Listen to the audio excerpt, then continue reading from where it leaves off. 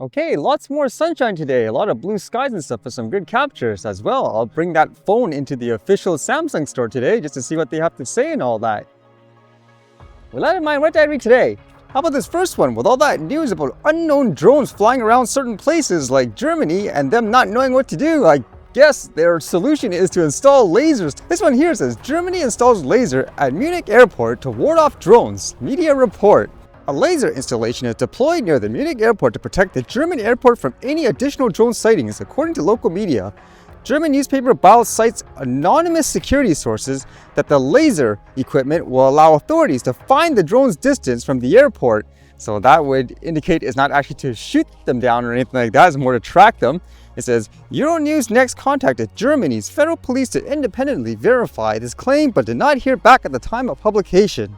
Drones were later seen near the airport fence and 2 hours later around the airport, according to an airport statement. It makes me wonder if these lasers would actually hit, let's just say, a manned aircraft by accident, because I know here anyways, in a lot of places, it's actually illegal to use things like laser pointers to point them up at airplanes. And so it makes me wonder, in this case, when they're searching for the drones, could this actually happen accidentally, where they accidentally hit a pilot, for example, in the eye with this laser? I personally don't see still why it's so difficult to trace the drones, especially if there's so many of them as they claim. How hard is it, for example, to fly your own drone and just scout it out afterwards? Although with that, this was kind of interesting. How about this one in terms of tool flying drones, where they could actually exchange equipment with each other, I guess, to actually repair stuff? This one says, FlytingToolbox Drone system lets robots swap tools mid-air with precision unseen before. Researchers at Westlake University in China had developed a new system that allows drones to exchange tools while flying. The system, called FlytingToolbox, marks the first time that multi-rotor drones have performed precise mid-air docking and tool transfers. When one drone flies directly above another, the downward airflow from its propellers creates strong turbulence. This airflow, known as downwash, can reach speeds of over 13 meters per second and disrupt the stability of the drone below. The challenge has made it nearly impossible for drones to fly in stacked formations or perform precise operations together. So it says their solution is to create, I guess, two types of drones. It says there's first, the lower toolbox drone carries multiple tools, while the upper manipulator drone uses a robotic arm to pick up and return tools mid-flight. Together they perform tasks much like a surgeon and nurse exchanging instruments during surgery. To maintain stability, the system uses a combination of real-time airflow prediction, magnetic docking mechanisms, and onboard visual tracking. And according to this, the system is constantly analyzing, for example, the speed of the wind and all that. And they say here anyways, with their tests, they had about 20 consecutive dockings all completed. So that's good progress, I guess.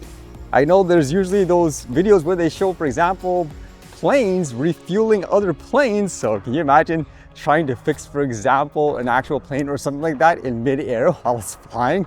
Would that actually be doable? Is it the same thing? It's like it's rebooting, or? I think it's just I'll leave it charging for maybe 10 minutes first. Okay. Typically when it starts like booting up, it might be software. Okay. That being said, the only thing the software is to just wipe the phone and see if that works. Most of the time when it starts doing that, Yeah. that means that it's turning on and off. You know exactly, yeah.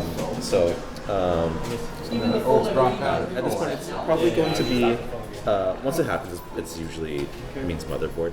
Okay, so what happened when I brought the phone into the official Samsung store? At first he just installed, it seemed like there was a device that had different types of USB connections, and he plugged it in, and you can actually see the monitor there where it shows the phone kept booting. So basically it's stuck in that cycle, as I mentioned before, where it seems like that's a universal issue for some reason, where whether it's a software update or whatever, it's just made the phone unstable. Maybe the motherboard's fried, which actually went to the next point. He didn't really say 100% what it is, but I guess when he was talking to his tech guy, for example, they were saying they just assume it's the motherboard and the thing's fried or whatever. So you'd have to pay like $500 or something like that to replace it, which is what I expected them to say. So this kind of confirms, I guess, in terms of the general issue of the constant rebooting loop. So with all this, I actually am going to try to email their quote CEO email. I don't think it's the actual CEO, the reason in my opinion. I think it's just a department where they try to handle, I guess, complaints further. Because in my case, I have a unique situation where I was actually live recording this and my action camera captured the moment it died. So there should be no arguments, for example, saying, oh no, you must have damaged it from before or something like that. So it'll be interesting to see what their response is here, whether or not they honor it.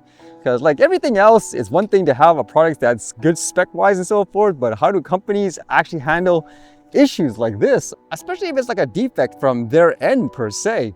Funny enough, with my experience with companies in general, I think it's only North American-based companies I haven't really had much issue where if something, let's just say, breaks down or it's pretty obvious is a defect, they're just like, okay, just give us this or whatever, we'll give you a new one. But for all the companies, for the most part, that aren't based like in North America, it's always been kind of an issue to get support in these ways. And Samsung, to my knowledge, it is in Korea, for example, so it's not North America based. They might have divisions, but it's still based in Korea. So I guess let's see what happens here, huh?